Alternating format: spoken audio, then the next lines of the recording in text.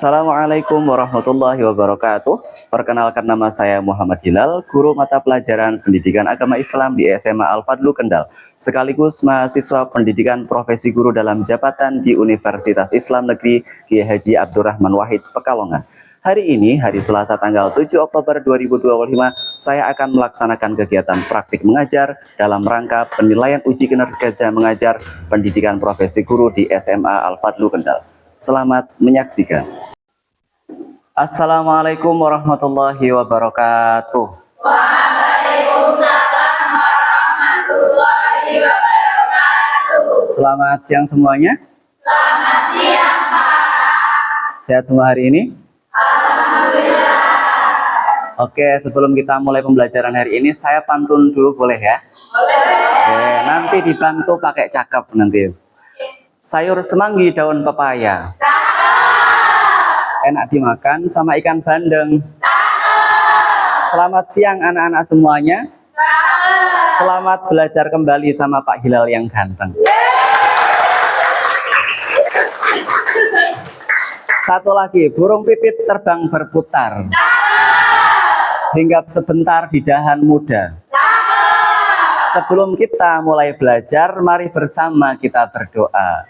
Oke, yuk sebelum belajar mari kita berdoa bersama-sama. Berdoa mulai. Bismillahirrahmanirrahim. Selesai. Oke, dibaca bersama-sama. 1, 2, 3. Bismillahirrahmanirrahim. Wa qul i'malu fasayarallahu amalakum wa rasuluhu wal mu'minun wa saturadduna ila alimil ghaibi wasyahadati fayunabbi'ukum bima kuntum ta'malun. Oke, terima kasih semuanya. Shadaqallahul adzim. Semoga mendapatkan keberkahan Al-Quran. Baik anak-anak semuanya, ini satu ayat kita skip aja ya. Berikutnya, kali ini kita akan mempelajari materi berjudul etos kerja inovatif dan etika berorganisasi. Oke. Tujuan pembelajaran kali ini, kita simak dulu tujuan pembelajarannya. Apa sih yang harus kalian capai dalam pembelajaran kali ini? Yang pertama, nanti sampai anak-anak saya minta untuk menganalisis pengertian bekerja keras, inovatif, dan etika berorganisasi. Terus kemudian yang kedua, saya minta untuk menjelaskan makna kerja keras, inovatif, dan etika berorganisasi. Yang ketiga, menyebutkan dalil-dalil tentang kerja keras, inovatif, dan etika berorganisasi. Dan yang keempat, menganalisis prinsip-prinsip kerja keras, inovatif, dan etika berorganisasi. Oke, berikutnya yang pertama saya ingin memberikan satu pertanyaan pemantik. Apa itu pekerja? Sebentar, sebelum saya tampilkan tadi itu, coba saya ingin minta pendapat kalian, apa yang kalian pahami tentang bekerja? Bekerja adalah, silakan angkat tangan. Oke, silakan Mbak.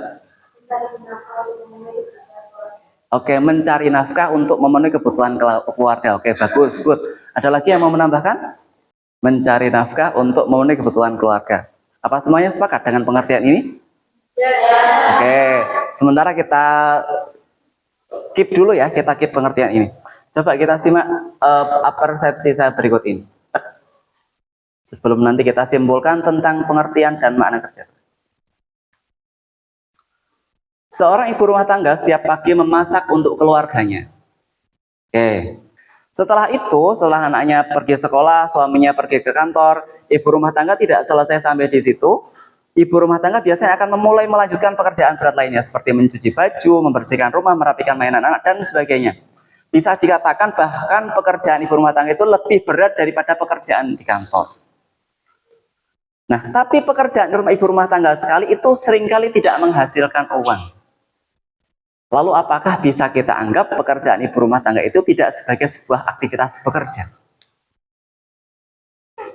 Oke, sudah mulai ada sesuatu yang masuk? Sudah ya? Oke, yang kedua, ini gambar apa? Orang sedang minum obat. Coba misalkan misalkan orang sedang sakit atau kalian sedang sakit. Terus kemudian kalian minum obat. Lalu kemudian kalian dari sakit itu menjadi sembuh. Maka kita sebut obat itu bekerja. Yang ketiga, gambar apa ini? Mulang ngaji. Seperti aktivitasnya guru kita, Abah Gus Alam, itu semuanya mulang ngaji. Mulang ngaji itu orang no bayaran nih, orang untuk duit. Seperti yang tadi disebutkan, mencari nafkah. Tapi lantas apakah karena tidak mendapatkan uang lalu kemudian ngaji, ini kita sebut tidak bekerja? Rasulullah penggaweannya apa? Boleh duit ning di. Lantas apakah Rasulullah kita sebut tidak bekerja? Oke, dari beberapa persepsi saya, kita kira bisa nggak ada sesuatu yang bergejolak di sini untuk membuat kalian menyimpulkan lebih jauh makna tentang bekerja?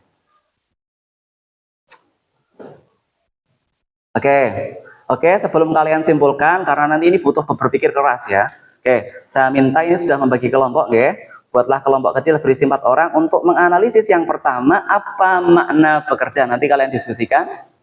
Yang kedua, mengapa manusia harus bekerja keras? Itu nanti kalian diskusikan. Beberapa pertanyaan ini silahkan nanti kalian tulis.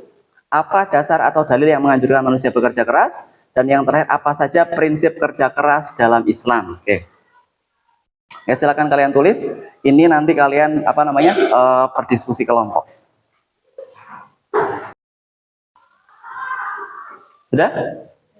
Oke. Oke, sekarang saya minta kalian menyimak ini. Makna bekerja. Ada 4 tayangan, saya minta kalian untuk menyimak.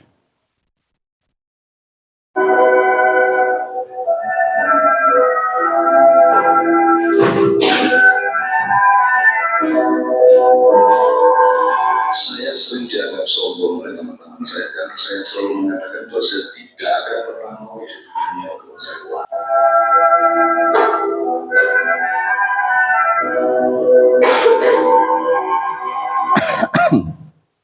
Oke, ada pesan yang pengen kalian tulis dulu di sini sebelum kita lanjut ke video berikutnya. Sebelum pesannya hilang. Ada? Itu untuk mendukung kamu menemukan itu tadi. Makna bekerja sebagai bahan diskusi.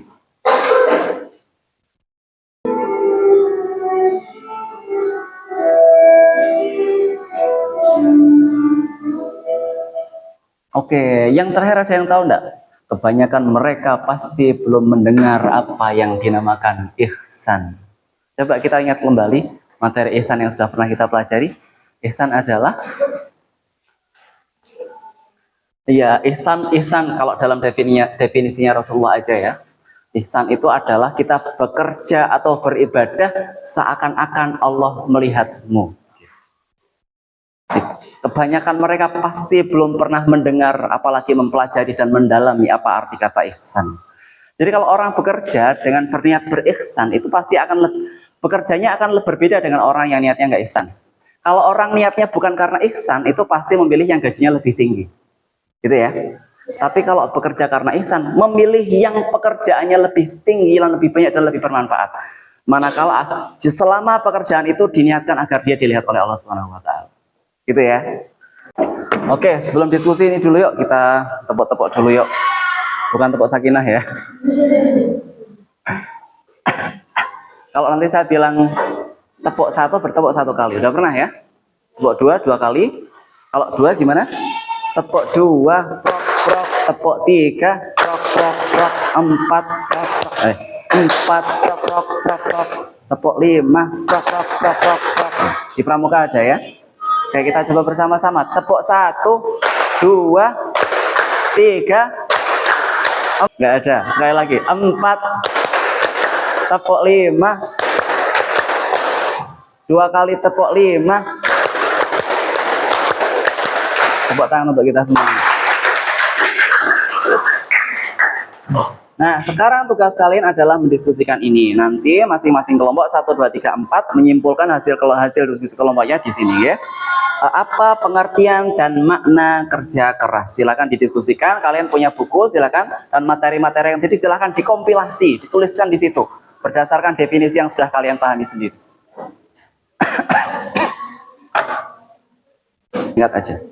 Singkat aja. Nanti kelompok 1, 2, 3, 4 mengemukakan hasil diskusinya di sini, dipresentasikan 1 orang aja perwakilan. Nanti saya tulis di sini. Oke. Siapa dulu yang mau maju? Kelompok 1, 2, 3, 4. Ya, nanti dibalik. Kelompok 1, 2, 3, 4. Sekarang yang sini dulu. Silahkan kelompok 1 maju ke depan, disampaikan hasil diskusinya apa yang kalian pahami tentang kerja. Menurut kelompok kami, apa makna bekerja? Kerja adalah melakukan suatu kegiatan untuk mencari nafkah dengan sungguh-sungguh. Kegiatan untuk mencapai harapan dan dengan tujuan atau prestasi yang maksimal disertai dengan tawakan. Oke, terima kasih kelompok 1. Berikutnya kelompok 2, silahkan disampaikan. Oh, baru ditulis. Oke, terima kasih. Yuk, sekarang kelompok 3, sedikit aja.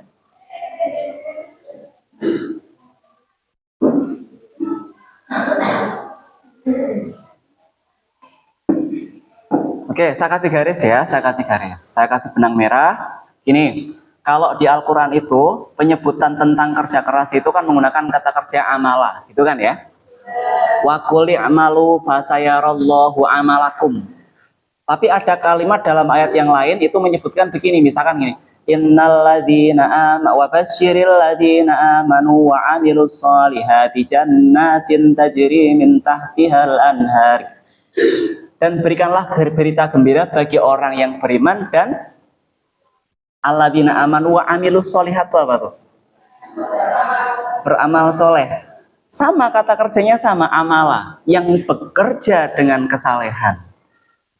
Jadi ternyata kita untuk dapatin surga itu nggak cukup hanya dengan beriman, tetapi harus dengan bekerja, yang bekerja itu landasannya adalah kesalehan. Jadi itu ya.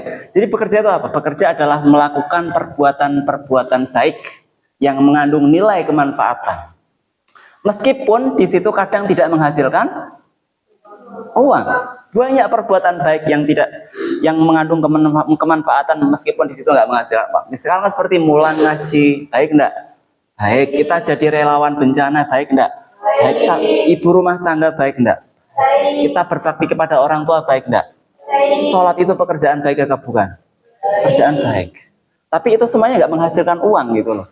Tapi itu semuanya adalah satu bentuk bekerja, dan bekerja kita bukan untuk uang, tapi bekerja kita karena Allah Subhanahu wa Ta'ala. Jadi itu ya, bisa disimpulkan nggak nih kira-kira? Melakukan pekerjaan baik, melakukan semua hal yang mengandung kemanfaatan, meskipun tidak menghasilkan. Oke, ini. Jadi ini terus, oke, selesai ya? Pertanyaan pertama selesai. Nah, sekarang kita lanjut kepada pertanyaan kedua nih. Pertanyaan kedua adalah, mengapa manusia harus bekerja? Silakan didiskusikan kembali.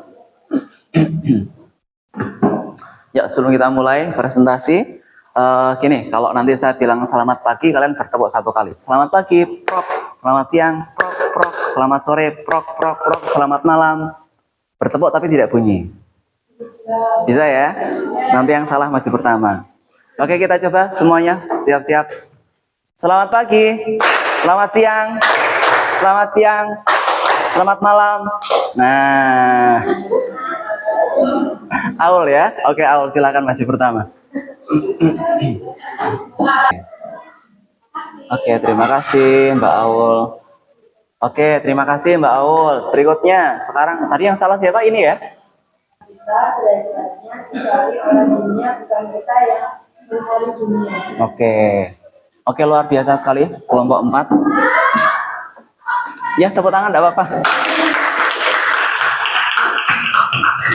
Saya tampilkan sedikit ya. Mengapa harus bekerja? Yang pertama adalah sebab hakikatnya semua makhluk itu bekerja. Kalian tahu semut ya? Semut itu sampai namanya diabadikan dalam Al-Quran karena dia adalah ikon dari binatang atau makhluk pekerja. Ya, makhluk pekerja yang paling itu kan semut ya? Iya. Semut itu bisa mengangkat sebeban sekian puluh kali lebih berat daripada beban tubuhnya. Itu semut terus bekerja terus. Nah itu, padahal semut juga nggak dapat uang tuh, tapi dia bekerja. Gitu. Terus berikutnya sebab hakikatnya manusia diciptakan kan memang hanya untuk bekerja. Maksud saya begini, uang itu tadi ya, uang itu harus hanya menjadi efek moral. Berarti yang harus kita lakukan itu adalah moralitas. Kalau kita misalkan bekerja, misalkan jadi apapun, jadi dokter, kita bantu orang, pasti kita akan mendapatkan. Tapi jangan kemudian lalu tujuan utamanya adalah uang, jangan. Kita niatkan amilus solihat dulu, maka uang akan otomatis mengejar kita, gitu ya. Sebab hakikatnya manusia diciptakan untuk bekerja. Suatu ketika itu ada seorang, misalkan salah seorang pengusaha dari Indonesia itu memberikan kuliah, ceramah begini. Ada seorang datang kepada saya minta dia untuk mengembangkan usaha. Terus dia bilang, Pak, tapi saya tidak punya modal, gitu. Terus apa jawabannya? Kamu punya tangan? Punya. Punya kaki? Punya. Tanganmu saya nilai 1 miliar, kakimu saya nilai 1 miliar, kamu punya 2 miliar. Bekerjalah dengan modal yang kamu miliki. Kita sering tidak mensyukuri ini. Memang Gusti Allah ngasih ini itu memang untuk kita bekerja. Pekerjanya adalah bukan untuk cari uang ya, sekali lagi, tapi untuk amilus solihat, untuk sesuatu yang lebih mulia dari uang. Ya paling tidak kita bekerja untuk mendapat surga, itulah gitu. Maksud saya begitu, gitu ya. Nah, ini dia yang paling indah itu adalah bahwa Tuhan sendiri pun maha bekerja. Seperti tadi dalam ayatnya, fa'mal innana amirun. Fa'mal, maka bekerjalah. Kenapa innana amirun? Karena aku sendiri maha bekerja. Bahwa Tuhan itu maha bekerja. Gimana Tuhan nggak kerja? Sebelum ada manusia yang menciptakan alam semesta itu siapa? Malaikat, Allah, gitu kan? Nah, Allah sendiri maha bekerja. Bahkan sampai sekarang pun tetap bekerja. Kita ada darah yang mengalir dari kita, ada berapa detak jantung yang berdegup dalam diri tiap manusia dalam satu hari, itu kita nggak tahu. Berapa mata kita berkedip, kapan kita harus ke belakang dan sebagainya. Itu semua kan ada yang ngatur. Pernah nggak kamu ngatur jadwal kamu ke belakang?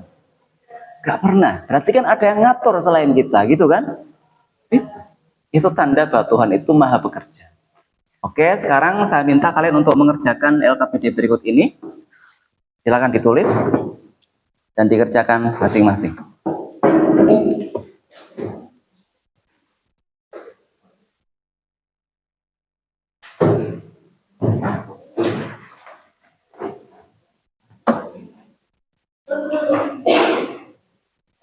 Tidak perlu dicatat, tapi coba ini menjadi refleksi kita bersama, ya. Yang pertama, setelah mempelajari materi tentang etos kerja dalam Islam, apa yang paling menyentuh atau menginspirasi kalian? Coba, semuanya boleh mengemukakan pendapatnya.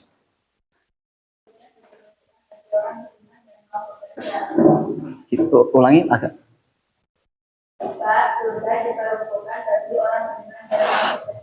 Surga diperuntukkan bagi orang yang beriman dan mau bekerja. Oke, terima kasih. Siapa namanya? Oke, terus berikutnya. Pertanyaan kedua, menurut kalian bagaimana cara menjaga semangat kerja keras ketika menghadapi kegagalan? Udah belajar, manteng-manteng, ternyata ulangan dapatnya 65, misalnya gitu. Ngerasa down nggak sih gitu?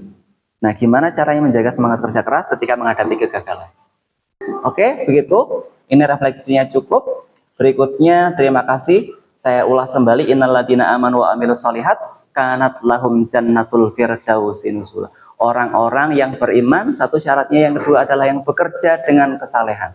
Nanti jadi apapun kamu, misalkan kamu jadi dokter, maka jadilah dokter yang bekerja dengan kesalehan. Maka kamu tidak akan, misalkan ada orang nggak punya uang, tetap pasti akan kamu tolong, gitu kan? Karena orang nggak punya uang kan potensinya nggak bakal bayar, gitu kan? Tapi tetap kamu tolong karena kamu bekerja bukan karena uang, tapi karena kesalehan. Misal kamu jadi DPR, kamu tidak akan mencuri uang rakyat, gitu. Itu adalah orang yang bekerja dengan kesalehan. Maka janjinya bagi mereka surga Firdaus, yaitu bagian tengah dan bagian teratas daripada surga. Semoga kita dijadikan generasi yang penuh semangat untuk melakukan etos kerja dengan niat karena Allah Subhanahu wa taala. Oke, terima kasih. Itu saja yang dapat saya sampaikan. Marilah kita akhiri bersama dengan membaca hamdalah. Alhamdulillahirabbil alamin. Ditutup bersama dengan membaca surat Al-Asr.